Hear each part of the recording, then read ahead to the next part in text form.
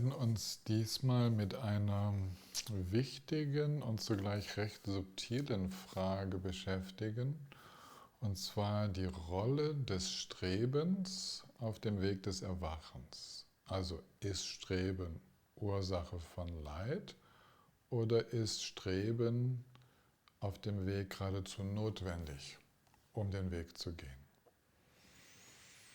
Diese Frage, die führt uns in diesen Bereich hinein, wo es um Motivation geht, um Absicht, Wollen, Inspiration und gut, wie ihr die Worte benutzt, das sei euch überlassen, aber ich will mal versuchen, dieses Feld euch zu beschreiben.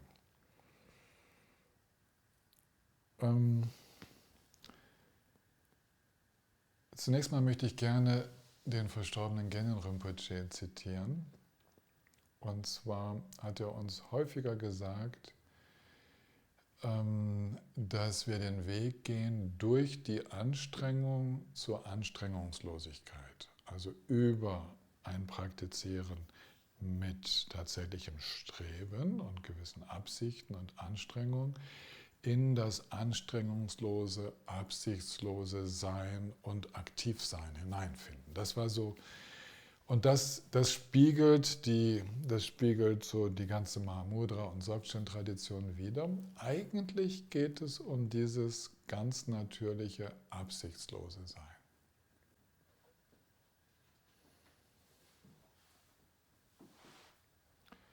Die Essenz der Mahamudra-Praxis und der Dzogchen-Praxis, und ich würde fast behaupten, des gesamten Weges des Erwachens ist, in eine absichtslose Aktivität hineinzufinden, in eine spontane, mitfühlende, freudig energievolle Aktivität. Und der Buddha hat dafür tatsächlich eine Qualität beschrieben, die nannte er einfach Viriya oder Viriya, Pali-Sanskrit, übersetzt Energie.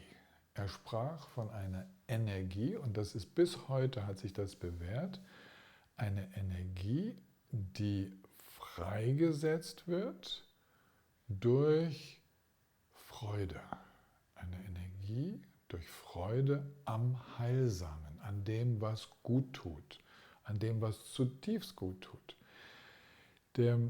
Die Berührung mit dem, also wenn wir die ersten Erfahrungen machen mit dem, was gut tut, dann entsteht eine starke Motivation, diese Erfahrungen wieder zu ermöglichen. Jeder, der schon mal Erfahrung von offenem, weiten, gelöstem Geist gemacht hat, wünscht sich das wieder. Und dann merken wir, dass wenn wir uns das wünschen und dann versuchen, absichtlich zu erreichen, dass wir meistens es nicht schaffen. Die Absicht erweist sich schnell als kontraproduktiv. Das heißt, wir lernen in der Meditation zum Beispiel, wo wir sagen, okay, ihr merkt schon, jetzt entspannen, es geht darum, in einen offenen Geisteszustand zu finden. Ich lehne mich sofort ein wenig zurück. Ich nehme die Anspannung aus dem Körper raus, nehme die Anspannung aus dem Geist raus und ich öffne mich dem, was ohnehin schon da ist. Jetzt kann man ja nicht sagen, dass diese Entspannung absichtslos ist. Sie ist motiviert. Und zwar durch frühere Erfahrungen, dass Entspannung gut tut. Ich bin also motiviert, wieder in Entspannung zu finden. Oder ich bin motiviert, wieder in Konzentration zu finden. Und das sollte so sein. Wir nennen das freudige Ausdauer. Das ist eine Qualität des weisen Mitgefühls, dass wir aufgrund von Selbstfürsorge und Fürsorge für andere, also aus Mitgefühl mit uns selbst und anderen, weise wissen, das würde jetzt gut tun. Und dann ermöglichen wir das, was gut tun würde, mit einem Minimum an Wollen, an Absicht. Und eigentlich, wenn wir so zurückgucken, wenn ich zurückgucke auf meinen Weg der Praxis und das bei anderen beobachte, dann ist die Kunst des Praktizierenden oder der Praktizierenden ist, zu wissen, wie viel Absicht, wie viel Anstrengung braucht es eigentlich, um das Ziel zu erreichen. Das ist ungefähr so, wie wenn wir uns vornehmen, auf einen Berg zu gehen. Oder wenn wir im Fitnessstudio sind und machen eine Übung. Und wir können auf den Berg mit einem Maximum an Anstrengung raufgehen oder wir können so entspannt und kontinuierlich hochgehen, dass das Hochgehen selbst eine Quelle von Freude wird. Wir können die Übungen im Fitnessstudio, wir können die machen mit einer Verbissenheit und viel mehr Muskeln noch anstrengen, als was es eigentlich gerade braucht. Oder wir können sie auch mit gerade der notwendigen Anstrengung machen.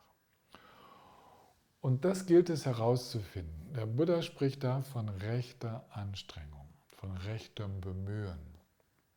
Das ist eins der Glieder des achtfachen Weges, also ein ganz zentraler Faktor und ist ein ständiger Lernprozess.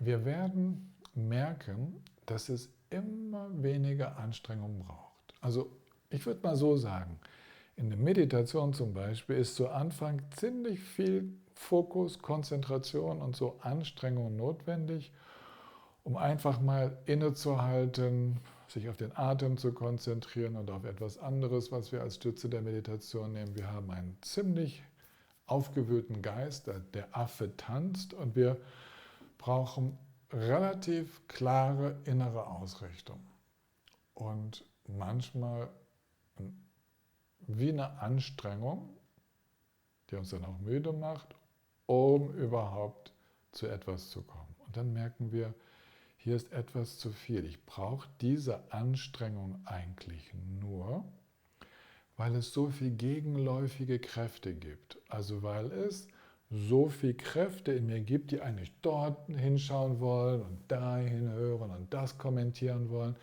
Das heißt, ich merke, statt so viel Anstrengung aufzubringen, um mich zu konzentrieren, könnte ich eigentlich die Kräfte entspannen, die in eine andere Richtung ziehen.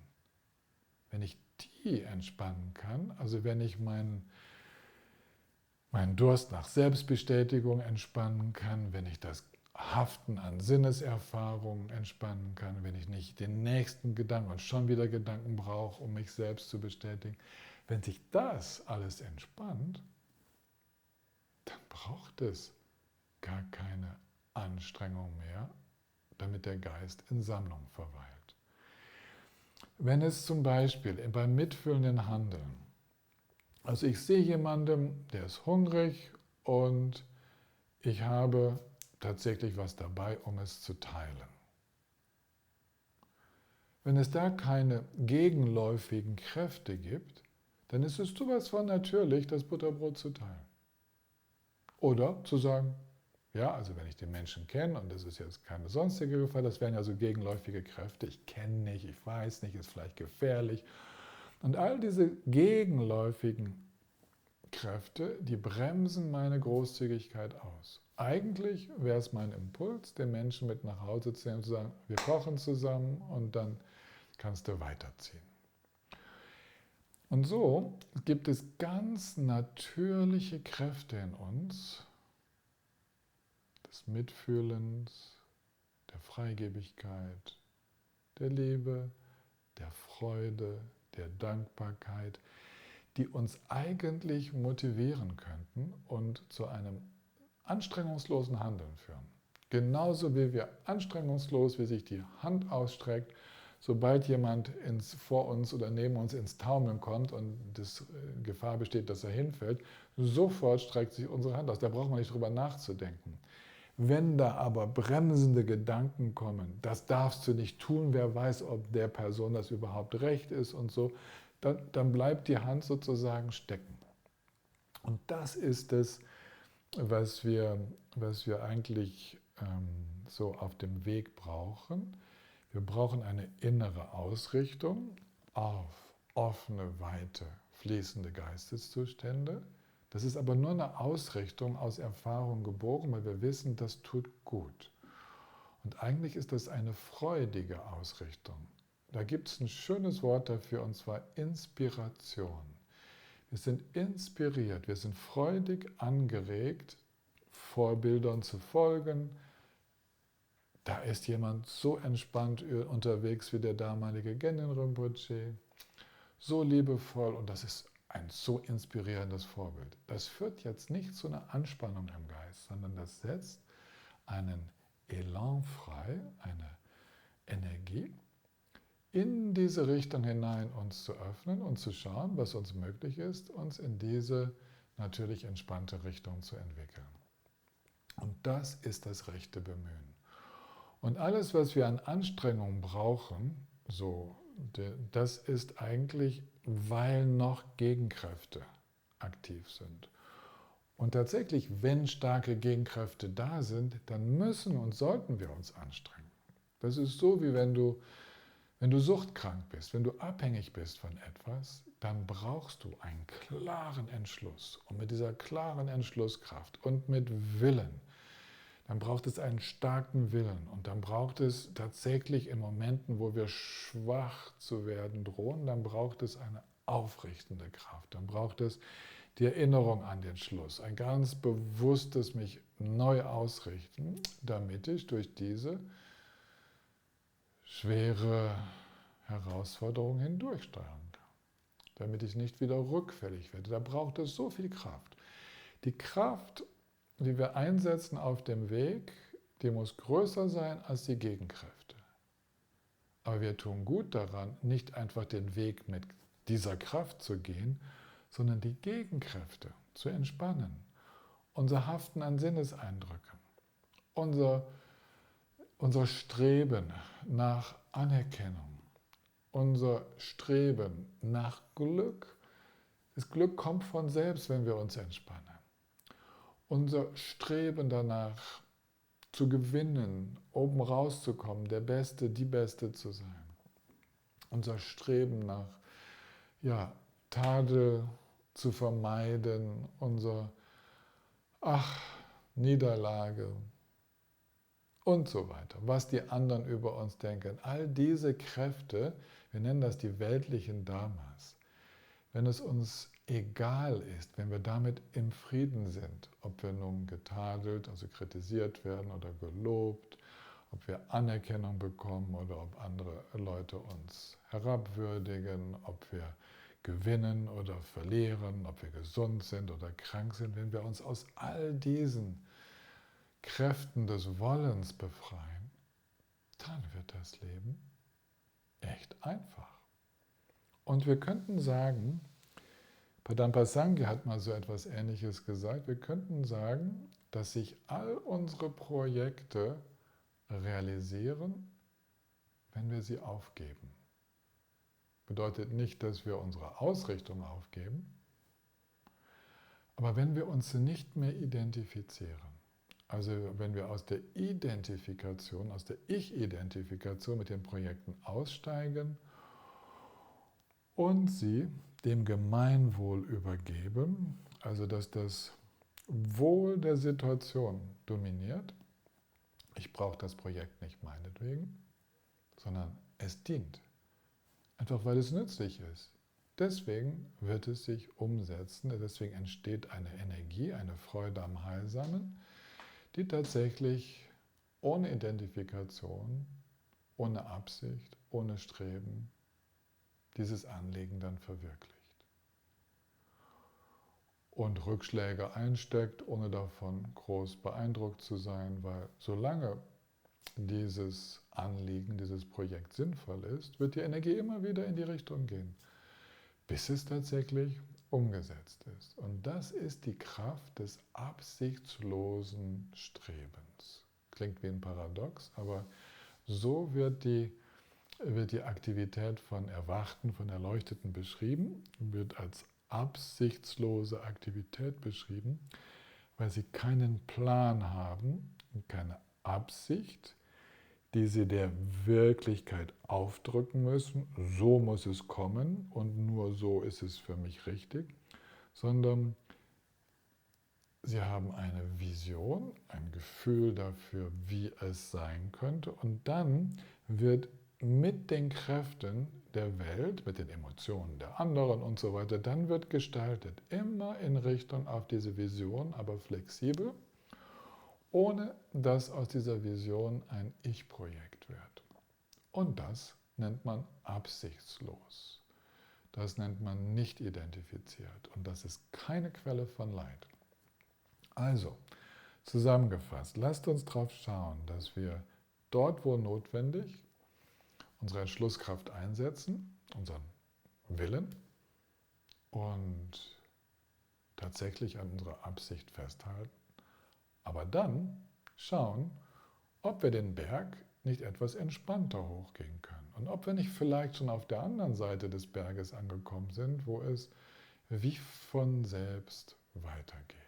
Also wo wir die Mühsal der Praxis überwunden haben und jetzt eine innere Dynamik, eine innere Energie übernimmt, diese Freude am Heilsamen, die das Ganze leicht macht. Und diese Freude am Dharma, diese Freude am Heilsamen, das ist genau, was dann die Praxis inspiriert.